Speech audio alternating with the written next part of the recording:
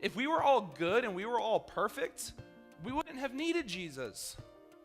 But he looked on and he saw a lost people. He saw people filled with sin. He saw each and every one of us and said, you know what? I am going to die for them. I'm going to go dwell with them. I'm going to go live with them.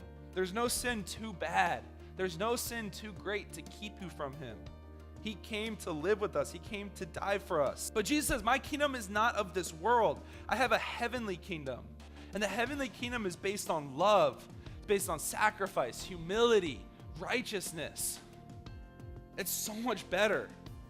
And Jesus is saying, this is what I've come here not for power, not to be prideful. I've come to humble myself. I've come to sacrifice myself.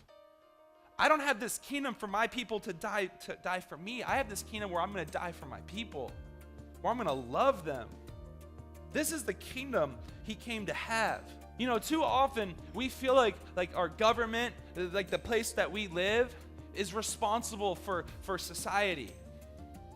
But listen, these earthly kingdoms, they're not going to be what changes the world. They're not going to be what makes the world better.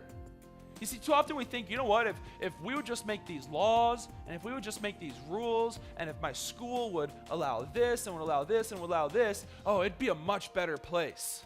We don't need society to change for people to change. See, people must change for society to change. When we start living like we belong to a heavenly kingdom, well, society will begin to change. Because society is changing, and it's changing for the worse, and people are getting worse because of it.